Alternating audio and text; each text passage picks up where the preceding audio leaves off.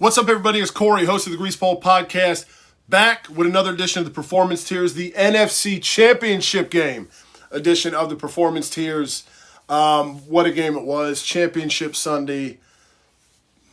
Damn, it was fun. Good times, right? So here we are. We find ourselves in Super Bowl 57. And as we said, just because the regular season's over doesn't mean the Performance Tiers stop. As long as the Birds are playing football, we're going to keep this thing going. So if you need a reference point to why the following tiers are named what they are, if you need a reference point, click the link above.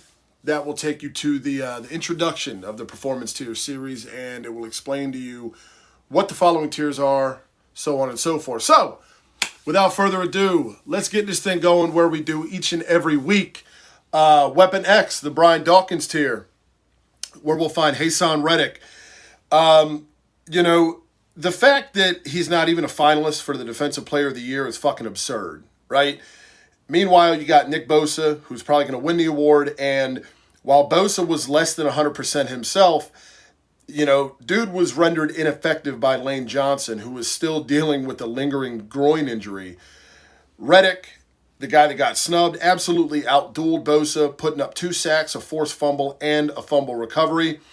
The first of those sacks, along with forced fumble, came on the play that 49ers fans have blamed the 31-7 loss on, the injury to Brock Purdy's elbow. And I got news for you, Niners fans. Brock Purdy isn't worth 24 points, okay? Or, even if you want to take away the first touchdown that came away, the Devontae Smith catch that wasn't really a catch, then 17 points, okay? But after Purdy's exit, Reddick immediately sacked journeyman Josh Johnson, who I had no idea was still in the fucking league, right? So, for the depth that the Eagles have along the defensive line, make no mistake about it, Reddick is absolutely, unequivocally the tone setter week in and week out. And bringing him in, signing him this past offseason is one of the best moves that Howie Roseman's ever made. So, Temple U, Philly U guy, Temple alum, makes it once again in the Dawkins tier this week. Our guy, fellow Virginia Eagles, quote-unquote Eagles podcaster, the Chris Long tier, Miles Sanders. This game saw a heavy dose of the running game as Jalen Hurts wasn't exactly at his best here. Kenny Gainwell, a.k.a. Mr. Third Down, had another solid outing, but it was Sanders that scored the first touchdown of the game and then made it 14-7 as 14-7 as the first half began to wind down in favor of the Eagles. And the rest is history. His 2 scores helped the Birds set an NFL record for most rushing touchdowns in a single season by a team with 38. Boston Scott, Baby Yoda got one in the end zone as well. So there's that. Big game for Miles Sanders with the 2 scores. Nelson Aguilar tier. Hate to do it, but QB1, Jalen Hurts, okay? And this definitely wasn't his best effort, his best outing. He was routinely overthrowing guys when the game was tight and the offense was stagnant and needed a spark. And despite the fact that the O-line kept the pocket fairly clean all afternoon, particularly Lane Johnson against Nick Bosa, Jalen never really looked super comfortable throwing the ball in this one.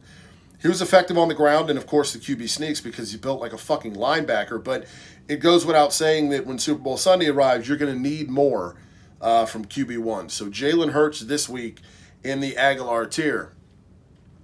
Chip Kelly tier, where nobody made an appearance last week in the divisional round. However, this week, Darius Slay, all right? That missed tackle on the Christian McCaffrey touchdown, big play Slay hasn't exactly been a source of big plays lately, unless it's for the opposing team, okay? And that might be a little harsh, but he started the season white fucking hot. But since that Dallas game on Christmas Eve, it's like Slay hasn't been right, okay? Against San Francisco, when the offense was stuck in neutral for the Birds after the Brock Purdy injury, Christian McCaffrey scored the Niners' only touchdown of the game, and the effort put forth by Slay to tackle CMC was nothing short of embarrassing, just horrible. And it allowed McCaffrey to find the end zone and tie the game at the time. And it was frustrating because Slay was in position to prevent this shit, but he just fell flat on his fucking face. Not going to be able to do that against Andy Reid, Pat Mahomes, and the Chiefs offense. Point blank. So Darius Slay makes the Cheeks Chip Kelly tier this week. And the next game, obviously, Super Bowl 57 against the Kansas City Chiefs. And we've got several days of coverage ahead, and every angle of this game will be dissected to an egregious degree. But look, I say take it all in. You know, you never know if and when you're going to be back in the Super Bowl. So as fans, take in as much coverage of the Super Bowl as you can, because when you wake up the morning of February 13th, it's another 6 months without the game we all love. So in terms of the matchup, look, I admitted on Monday's episode of the pod that I was rooting for Cincinnati. All right? I just thought Eagles-Bengals would be a blast of a matchup, but here we are. And I'm not bummed out about Kansas City either. Okay, you're in the Super Bowl. There's not much to complain about. But it's always tricky when you involve Pat Mahomes, because we've also got a defense that's historic in terms of sacks. So this game's going to be one hell of a ride. And, you know, we'll take a look at every aspect of this matchup leading up to Super Bowl Sunday, as well as some other things. So make sure you stay locked in here to the pod and here to the YouTube channel. What are your thoughts on facing the Chiefs in Super Bowl 57?